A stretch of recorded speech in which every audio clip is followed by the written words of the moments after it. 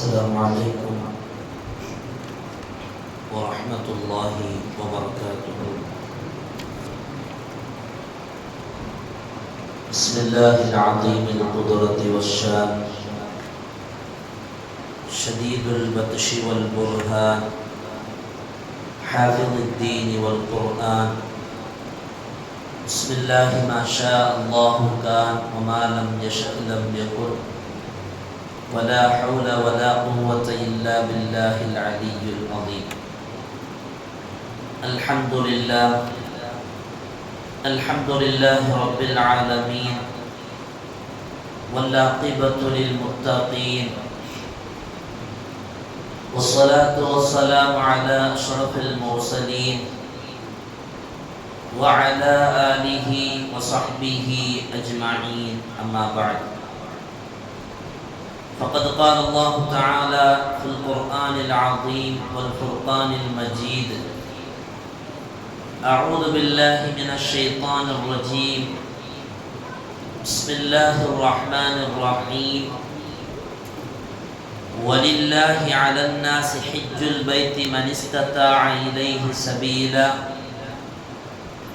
ومن كفر فإن الله غني عن العالمين. صدق الله العلي العظيم. وقال نبينا وحبيبنا وسيدنا وقرة أعيننا وثمرة فؤادنا محمد رسول الله صلى الله عليه وسلم: من ملك زادا وراحلة تبلغه إلى بيت الله ولم يحج فلا عليه أن يموت يهوديا أو نصرانيا. صدق النبي صلى الله عليه وسلم. எல்லா புகழும் புகழ்ச்சியும் ஏக இறைவனாகிய அல்லாஹ் ஒருவனுக்கே உரித்தாகுக.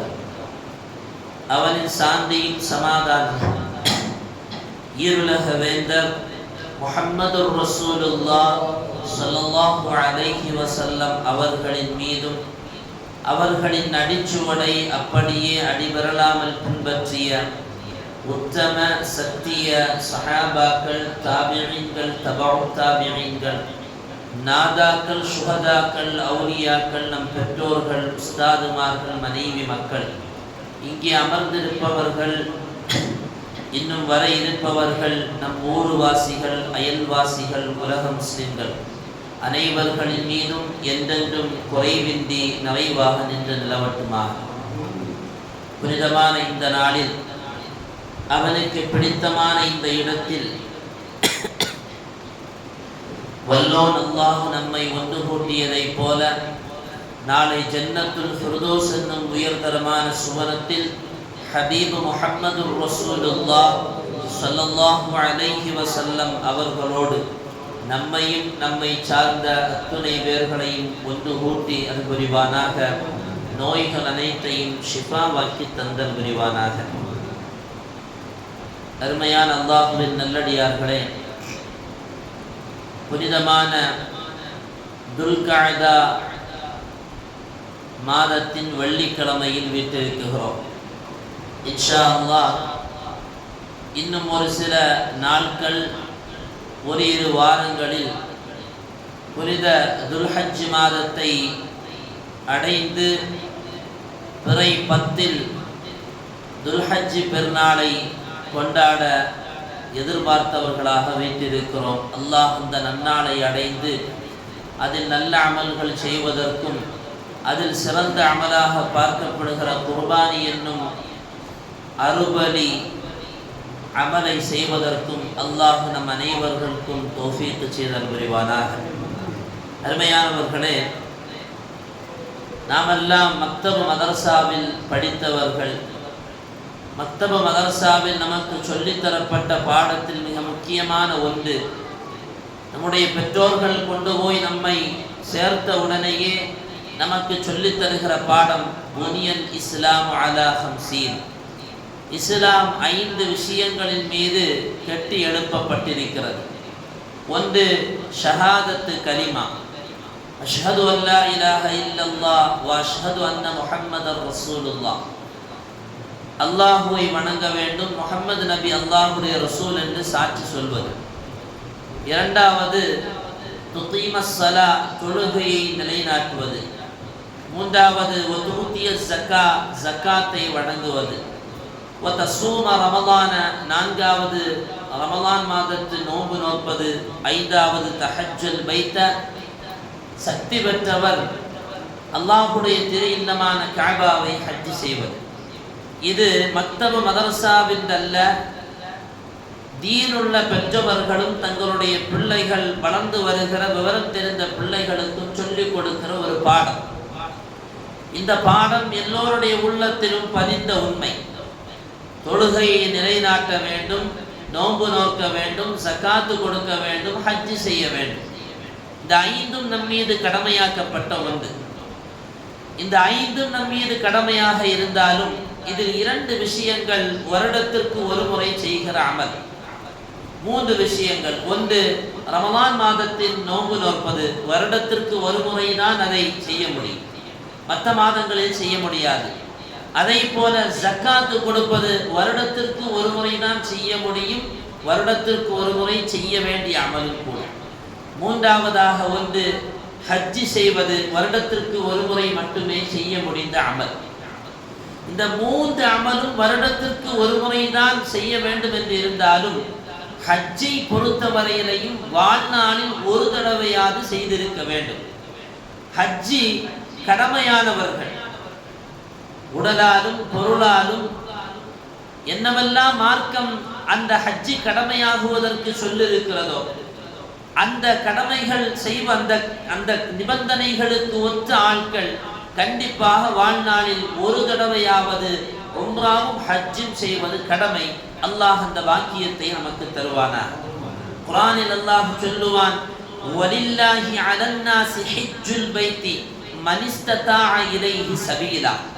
அல்லாஹ்வுக்காக வேண்டி அல்லாஹ்வுடைய பவனமான கஅபத்துல்லாவை ஹஜ் செய்வது மனிதன் மீது கடமை. எந்த மனிதன்? இஸ்ததாஅ இலைஹி சபீலா, அங்கே போய் வருவதற்கான உடலாலும் பொருளாலும் சக்தி பெற்றவன் மீது கடமை. ஒமன் கஃபர, அப்படி ஒருவனுக்கு வாய்ப்பு அமைந்தும் அவன் அதை செய்யாமல் மறுப்பானேயானால் ஃபைன்னல்லாஹ கனிய்யுன் அனில் ஆலமீன், அதனால் அல்லாஹுவுக்கு ஒன்றும் குறைந்து போவதில்லை. காரணம், கனிய்யுன் அனில் ஆலமீன், அவன் உலகம் மக்கள் அனைவரை விட்டும் தேவையற்றவன். இந்த உலகத்தில் யாரோடும் தேவையாகாதவன் ரப்பு மட்டும்தான். எனவே தான் தஃப்சீர்களில் பார்க்க முடியும், அலல் அர்ஷிஸ்தபா, அல்லாஹ் அர்ஷின் மீது இருக்கிறான் என்று குர்ஆனுடைய ஆயத்திற்கு நேரடியாக பொருள் தமிழாக்கத்தில் இருந்தாலும் அல்லாஹ் அர்ஷின் மீது இருக்கிறான் என்று நீங்கள் அர்த்தம் புரிய வேண்டாம், அது தவறானது. காரணம், அர்ஷின் மீது ரப் இருக்கிறான் என்று சொன்னால் அல்லாஹுவிற்கு இருப்பதற்கு ஒரு இடம் தேவை என்ற பொருள் அங்கு ஏற்படுகிறது. அந்த பொருளுக்கு கூட அல்லாஹ் சொந்தமானவன் அல்ல. அல்லாஹுவிற்கு இடம் இல்லை, அவனுக்கு குடும்பம் இல்லை, அவனை பெற்றெடுத்தவர்கள் இல்லை, அவன் யாரையும் பெறவில்லை. வல்லாஹு கனிய்யுன் அனில் ஆலமீன், இந்த உலகத்தை அனைத்தை விட்டும் ரப்பு தேவையற்றவனாக இருக்கிறான். எனவே ஹஜ் செய்பவனுக்குத்தான் அதற்கான கூலி என்று இஸ்லாம் சொல்லுகிறது. சுருக்கமாக ஹஜ் நம் மீது கடமையாக்கப்பட்ட ஒன்று. வாழ்நாளில் ஹஜ்ஜி கடமையாகுவதற்கான எல்லா வளமும் நலமும் இருந்தால் கண்டிப்பாக செய்ய வேண்டும்.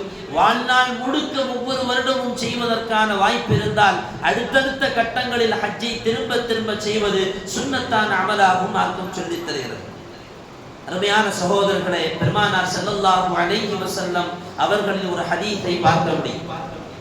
மன் மலக ஸாத வராஹிலத, ஒருத்தனுக்கு ஹஜ் செய்வதற்கான எல்லா வசதியும் இருக்கு, வாகனம் இருக்கு, வாகன வசதி இருக்கு, பொருளாதார வசதியும் இருக்கு. அப்படி இருந்தும் கூட வலம் யஹுஜ்ஜ, அவன் ஹஜ் செய்யவில்லை என்று சொன்னால் ஃபலா அலைஹி அய்யமூத யஹூதியன் அவ் நஸ்ரானியன், அவன் நஸ்ரானியாகவோ அவன் யஹூதியாகவோ செத்து மடியட்டும். இவ்வளோ பெரிய வார்த்தை. ஈமான் சலாமத்துள்ள மரணத்திற்காக ஒவ்வொரு வக்திலும் துஆ செய்கிறோம். ஈமான் சலாமத்துள்ள மரணம் வேண்டும் என்பது நம்முடைய இளம் பருவத்தில் அந்த எண்ணங்கள் இல்லாமல் இருந்தாலும் கடைசி நேரத்தில் வயதான காலத்தில் ஒவ்வொரு மனிதனும் சொல்லுகிற வார்த்தை சலாமத்தான மௌத்து வர வேண்டும். ஆனால் ஹஜ்ஜி செய்வதற்கான வாய்ப்பு இருந்தும் அவன் ஹஜ்ஜி செய்யாமல் இருந்தால் ஐயமூத யஹூதியன் அவ் நஸ்ரானியா, அவன் நஸ்ரானியாகவோ யஹூதியாகவோ மௌத்தாக. அப்படி என்றால் அவன் ஈமான் இல்லாமல் அல்ல, அவனுடைய ஹஜ்ஜி எவ்வளவு அவன் கடமை என்பதை புரிந்து கொள்ள வேண்டும் என்பதை சையதுனா முஹம்மது ரசூலுல்லாஹி ஸல்லல்லாஹு அலைஹி வஸல்லம் அவர்கள் இந்த ஹதீஸின் மூலமாக நம்மை உணர்த்துகிறார்கள். இப்போ எந்த அளவுக்கு ஹஜ்ஜி கடமைங்க என்பதை நாம் புரிய வேண்டும். நம் மீது கடமையான ஹஜ்ஜை நிறைவேற்றாமல் மரணம் நம்மை தொடுமையானால், அப்படி மரணம் தொடுகிற வேளையில் ஹஜ்ஜி கடமையானவன் சொல்லுகிற வார்த்தையை பெருமானார் சொல்லுகிறார்கள், மன் கான இன்தஹு மால். ஒருத்தனுக்கு ஹஜ்ஜிக்கு போறதுக்கான வசதி இருக்கு, ஆனால் அவன் ஹஜ்ஜி செய்யவில்லை. அந்த நிலையில் ஒருவன் ஜக்காத்து கொடுப்பதற்கான வசதி இருக்கு, ஆனால் ஃபலம் யுஸக்கீஹி, அவன் ஜக்காத்து கொடுக்கவில்லை.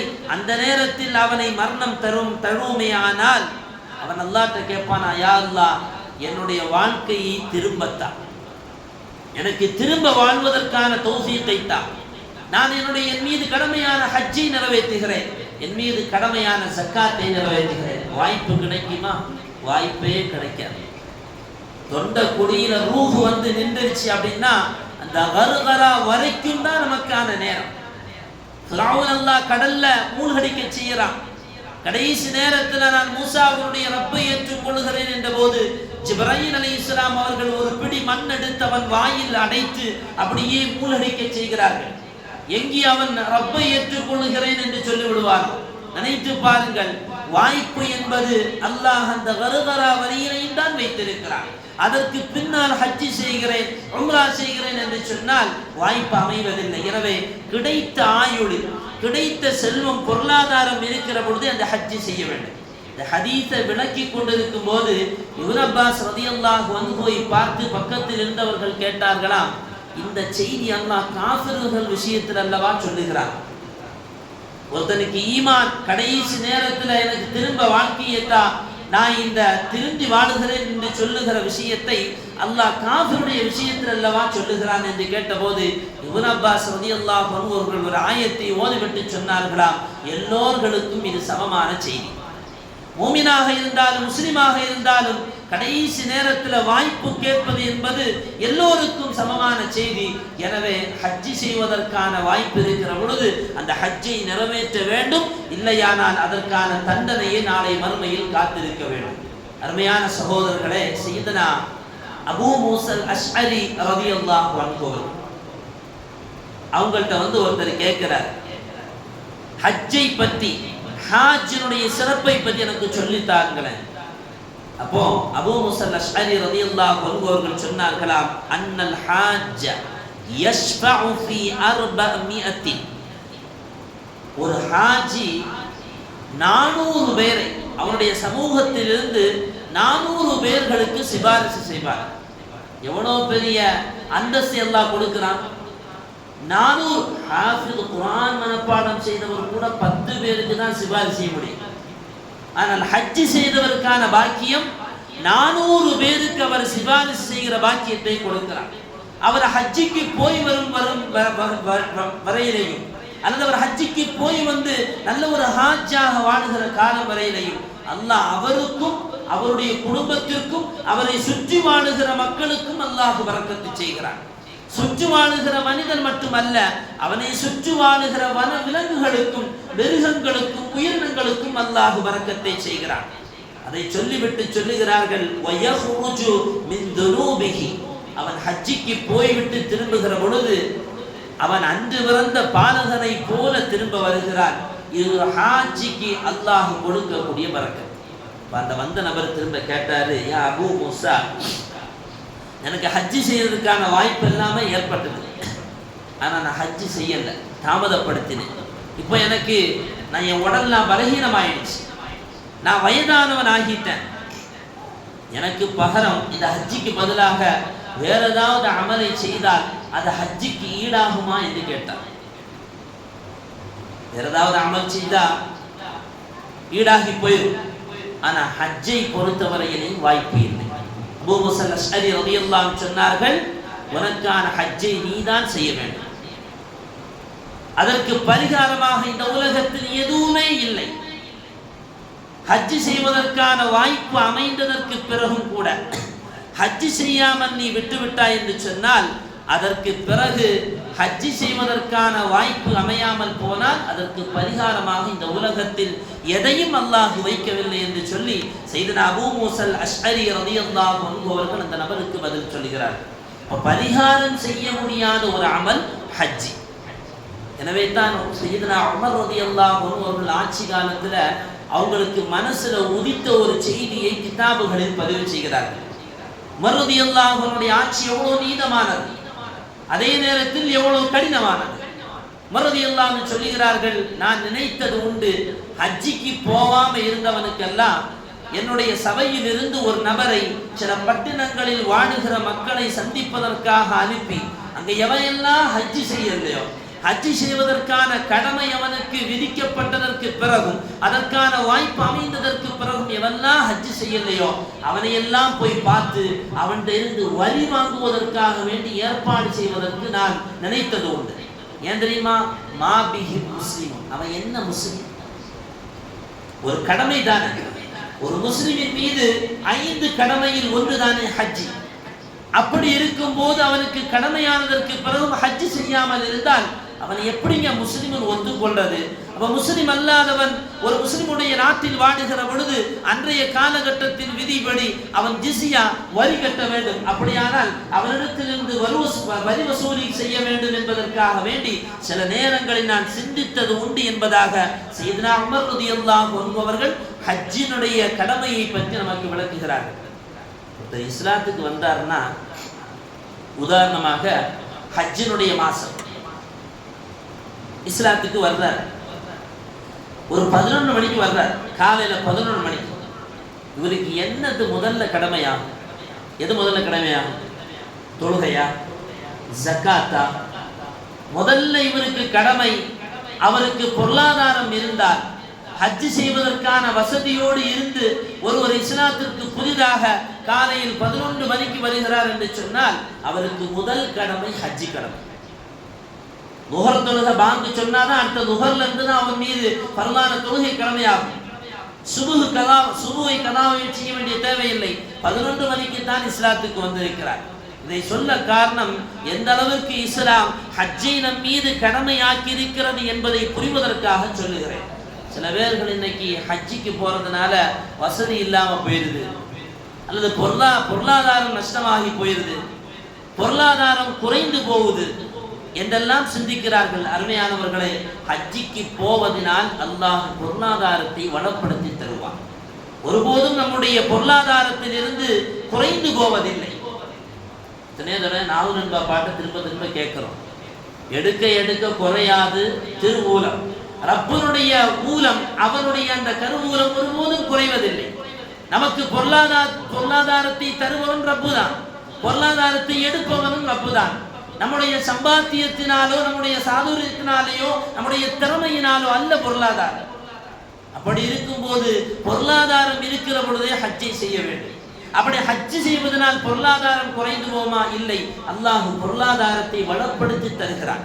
சையதுனா முஹம்மது ரசூலுல்லாஹி ஸல்லல்லாஹு அலைஹி வஸல்லம் அவர்கள் சொல்கிறார்கள், அல் ஹஜ்ஜாஜ் வல் உம்மார், ஹஜ் செய்பவர்கள், உம்ரா செய்பவர்கள், வஃப்துல்லாஹ், அல்லாஹ்வுடைய படைகள், அல்லாஹ்வுடைய குழுக்கள் அவர்கள், யுஅதீஹுமுல்லாஹ், அல்லாஹ் அவர்கள் கேட்பதையெல்லாம் கொடுப்பான்.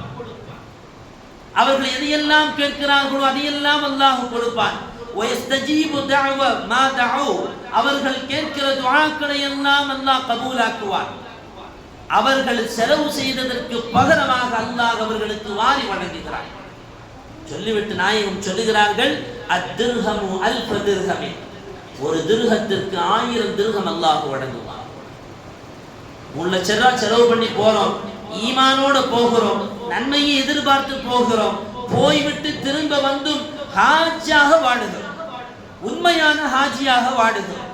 பழைய செயல்களை எல்லாம் விட்டுவிட்டு பொறாமைகளை விட்டுவிட்டு, ஹராமுகளை விட்டுவிட்டு, குரோதங்களை விட்டுவிட்டு உண்மையான ஹாஜி பெருமானார் சொன்னதை போல அன்று பிறந்த பாலகனாக ஊர் திரும்பியவன் மரணம் வரையிலையும் அன்று பிறந்த பாலகனை போல வாடுகிறான் என்று சொன்னால், ஹஜ்ஜி செய்து வந்த அந்த மகனாருக்கு அல்லாஹ் அவனுக்கு அதிகமான பொருளாதாரத்தை கொடுக்கிறான் என்று சையதுனா முஹம்மது ரசூலுல்லாஹ்.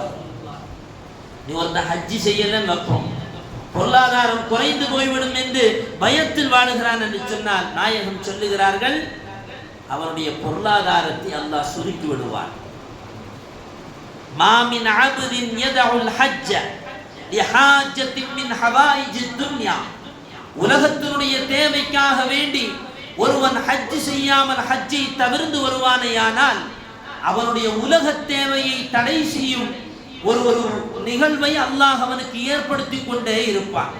அவனுடைய உலக தேவை நிறைவேறாமல் போய்கொண்டே இருக்கும். அவன் உலக தேவையை விட்டுவிட்டு எப்போது அவன் ஹஜ்ஜு செய்கிறானோ, அவன் மீது கடமையான ஹஜ்ஜை செய்கிறானோ, அப்போதுதான் அவனுடைய உலக தேவையும் முழுமையான முறையில் அவனுடைய உள்ள திருப்தியோடு அல்லாஹ் அதை நிறைவேற்றிக் கொடுப்பான் என்றும் முஹம்மது ரசூலுல்லாஹி ஸல்லல்லாஹு அலைஹி வஸல்லம். இன்னொரு ஹதீஸ்ல பார்க்க முடியும், இந்த ஹஜ்ஜும் உம்ராவும் இருக்குது, இந்த இரண்டையும் தொடராக செய்யுங்கள் என்றார்கள் நாயகம். சொல்லிவிட்டு சொன்னார்கள், ஃபஇன்னஹுமா யன்ஃபியானில் ஃபக்ர வத்துனூப. எப்படி இரும்பு கொல்லன் நெருப்பை கொண்டு இரும்பையும் தங்கத்தையும் அவன் சூடாக்கிற பொழுது அதில் இருக்கிற அழுக்கு அகற்றப்படுமோ, அதை போல ஹஜ் செய்தவன் உம்ரா செய்தவனுடைய வாழ்க்கையிலிருந்து அல்லாஹ் ஃபக்ரை ஏழ்மையை அல்லாஹ் அழித்து விடுவான், பாவத்தையும் அல்லாஹ் அழித்து விடுவான். நம்ம தான் இன்னைக்கு மாத்தமா நினைச்சு வச்சிருக்கிறோம், ஹஜ்ஜிக்கு போனா நம்ம பொருளாதாரம் இல்லாம ஆயிடும், ஹஜ்ஜிக்கு போனா நம்முடைய பணம் பட்டாளங்கள் எல்லாம் குறைந்து போயிடும் நினைக்கிறோம். உண்மையில் அப்படி அல்ல. ஹஜ்ஜி கடமையானவர்கள் ஹஜ்ஜிக்கு போனால் அல்லாஹ் பொருளாதாரத்தை வளப்படுத்தி கொடுக்கிறார். ஒரு சஹாபி அம்ர் இப்னு ஆஸ் ரலியல்லாஹு அன்ஹு என்ற சஹாபி ரசூலுல்லாஹ்ட்ட வர்றாங்க. யா ரசூலல்லாஹ், உங்களுடைய கரத்தை கொடுங்க அப்படிங்கிறாங்க. இஸ்லாத்துக்கு வந்துட்டாங்க. கரத்தை கொடுங்க யா ரசூலல்லாஹ், நான் சில விஷயங்களை உங்கள்கிட்ட நிபந்தனையாக சொல்ல வேண்டும். ரசூலுல்லாஹ் கேட்டாங்க, மாலக யா அம்ர், உனக்கு என்ன ஆச்சு அப்படின்னு கேட்டாங்க. என்னுடைய பாவங்கள் மன்னிக்கப்படணும், அதுக்கு நீங்க எனக்கு உத்தரவாதம் தர வேண்டும். பெருமானார் ஸல்லல்லாஹு அலைஹி வஸல்லம் அந்த சஹாபியை பார்த்து சொல்வார்கள், அம்மா அலிம்த யா அம்ர், உங்களுக்கு தெரியாதா, அன்னல் இஸ்லாம யஹ்திமு மா கான கபுலா. ஒருவன் இஸ்லாத்தில் புதிதாக வந்து விட்டால் அவன் அதற்கு முன்னால் செய்த பாவங்கள் அத்தனையும் அந்த இஸ்லாம் அழித்து விடும் என்பது உங்களுக்கு தெரியாதா? திரும்ப நாயகம் சொன்னார்கள், வன்னல் ஹிஜ்ரத தஹ்திமு மா கான கபுலாஹா. ஒருவன் ஹிஜ்ரத் செய்து வந்தால் அதற்கு முன்னால் செய்த பாவங்கள் எல்லாம் அந்த ஹிஜ்ரத்தின் மூலமாக அந்த ஹிஜ்ரத் அதை அழித்து விடும் என்பது உங்களுக்கு தெரியாதா? நாயகம் கடைசியாக சொன்னார்கள், வன்னல் ஹஜ்ஜ யஹ்திமு மா கான கபுலா.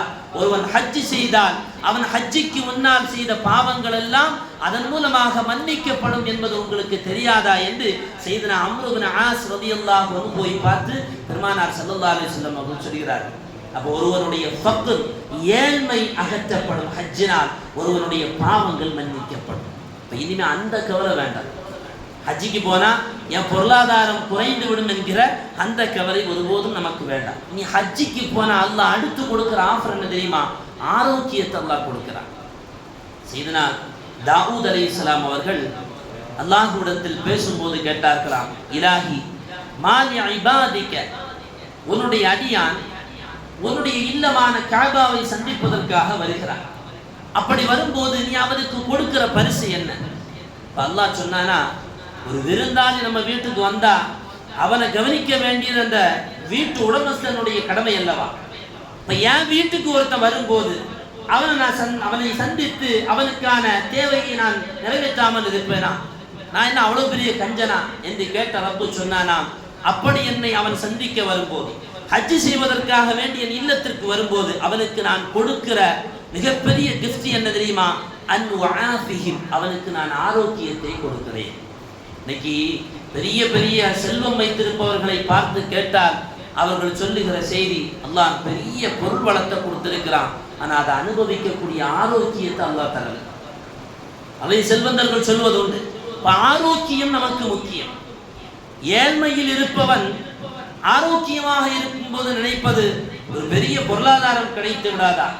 கொஞ்சம் ஆரோக்கியம் குந்திவிட்டால் அவனிடத்துல போய் 10,000 ரூபாய் கொடுத்தாலும் எனக்கு இந்த நோய்க்கு நம்மை விட்டு போனா போதும் இருக்கிறான்பா.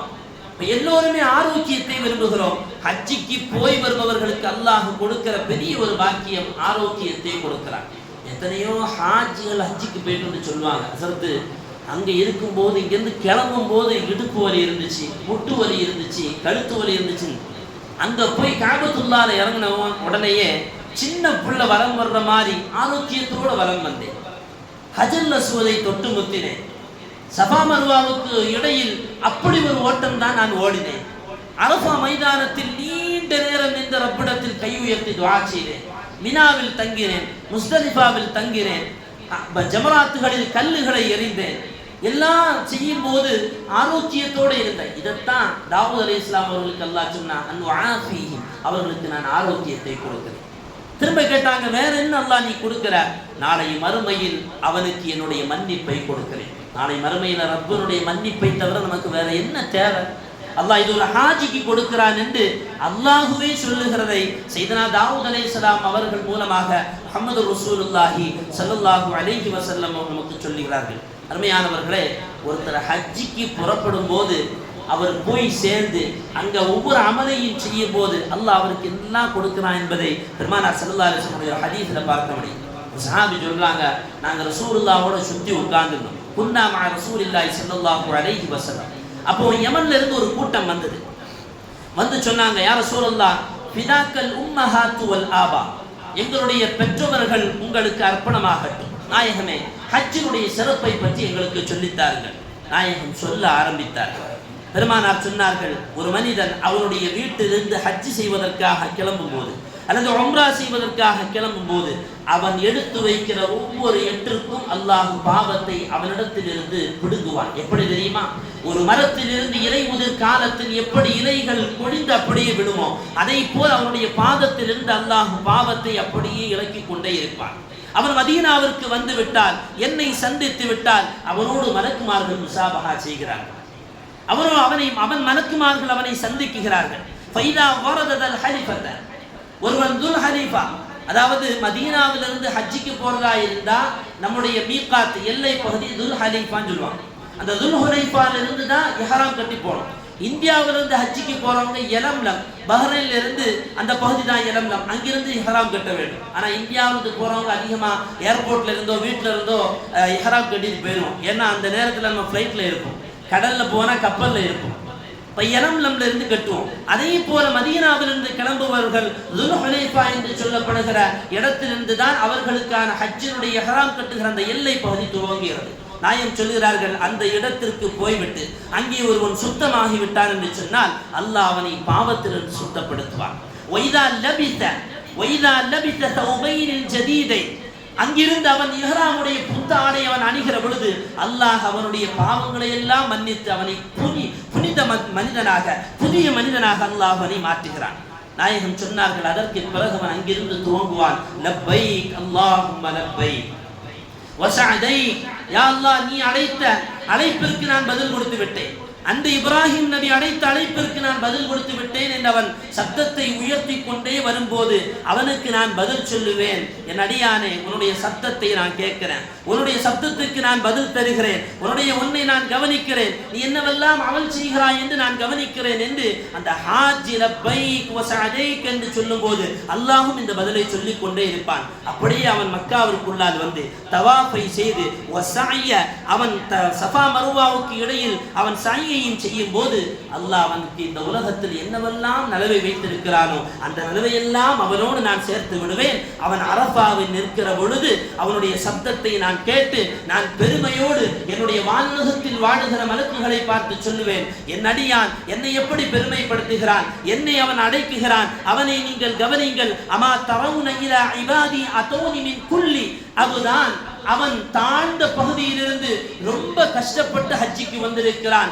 புழுதிகள் எல்லாம் அவன் மீது படிந்த நிலையில் அவன் ஹஜ்ஜிக்கு வந்திருக்கிறான், அவனை நீங்கள் கவனியுங்கள் என்று சொல்லிவிட்டு ரப்பு சொல்லுவானாம், என்னுடைய கண்ணியத்தின் மீதும் என்னுடைய கம்பீரத்தின் மீதும் சத்தியமாக நான் சொல்லுகிறேன், அவனுடைய பாவங்களை எல்லாம் நான் மன்னித்து விட்டேன். அன்று பிறந்த பாலகனை போல அவனை நான் தூய்மைப்படுத்தி விட்டேன் என்று ஒரு ஹஜ்ஜிக்கு செல்லுகிற ஹாஜி அவன் என்னவெல்லாம் அமல் காபத்துல்லாவை சுற்றி வாழுகிற அந்த பகுதிகளில் அவன் செய்கிறானோ அவன் செய்யும் போதெல்லாம் ரப்பு அவனுக்கு கொடுக்கிற உத்தரம் என்பதை முஹம்மது ரசூலுல்லாஹி ஸல்லல்லாஹு அலைஹி வஸல்லம் அவர்கள் சொல்லுகிறார்கள். அருமையானவர்களே, நாயகம் சொல்லுகிற ஒரே ஒரு ஹதீஸை சொல்லி நான் நிறைவேற்றி வருவேன். மன் அராதல் ஹஜ்ஜ ஃபல்யதஅஜ்ஜல், ஒருவன் ஹஜ் செய்வதற்காக வேண்டி நினைத்து விட்டால் அதற்கான பொருளாதாரம் அவனிடத்தில் இருக்குமே ஆனால் ஃபல்யதஅஜ்ஜல், அவன் வேகமாக ஹஜ்ஜிக்காக புறப்பட வேண்டும். காரணம், வேற ஏதாவது தடைகள் அவனுக்கு வந்து விடலாம். இன்னைக்கு நிறைய பேர்கள் நினைப்பது வீடு கட்டணும், பிள்ளையை திருமணம் முடித்து கொடுக்கணும். இதுவெல்லாம் ஹஜ்ஜிக்கான தடையான காரணமே அல்ல. பிள்ளையை திருமணம் முடித்து கொடுப்பது என்பது அது ஃபியூச்சர் பிளான். அதற்காக வேண்டி பணம் சேர்த்து வைத்து ஹஜ்ஜிக்கு போறதுக்கான பெருமதி நம்முடைய கையில் இருக்குமே ஆனால் முதல்ல நிறைவேற்ற வேண்டியது ஹஜ்ஜை தான். அதற்கு பிறகுதான் பிள்ளையினுடைய கல்யாணம். தமிழகத்தில் தாய் கல்லூரி அல் பாக்கியாத்து சாலிஹாத் என்று சொல்லுவார்கள், அரபிக் கல்லூரி. அந்த கல்லூரியினுடைய முதல்வர் ஷேக் ஆதம் ஹசரத் தமிழகத்தில் அவங்க வாழ்ந்த காலத்தில் அன்னைக்கு தமிழகத்தினுடைய எந்த பகுதியில் என்ன மார்க்க தீர்ப்பா இருந்தாலும் பாக்கியாத்துக்கு லெட்டர் போகும். அங்கிருந்து ஷேக் ஆதம் ஹசரத் தான் ஃபத்வா கொடுப்பாங்க, தீர்ப்பு கொடுப்பாங்க. அந்த ஷேக் ஆதம் ஹசரத்தை ஒருத்தர் சந்திச்சு சொல்றாரு, உங்களுக்கு ஹஜ்ஜிக்கு போறதுக்கான ஏற்பாடை நான் செய்கிறேன்னு. அவங்க சொன்னாங்க தேவையில்லைன்னு.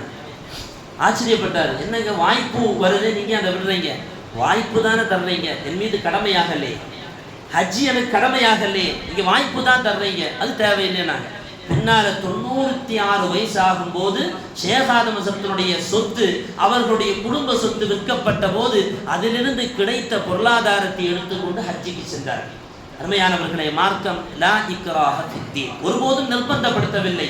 அதே நேரத்தில் நம் மீது ஹஜ்ஜி கடமையாகிவிட்டது என்று சொன்னால் கண்டிப்பாக அதை செய்ய வேண்டும். அதற்கான வாய்ப்பு இருந்தால் அதற்காக துஆ செய்ய வேண்டும், ஆசைப்பட வேண்டும். எல்லாம் அல்லாஹ் சுப்ஹானஹு வ தஆலா ஹஜ் செய்கிற பாக்கியத்தை நமக்கு தருவானாக.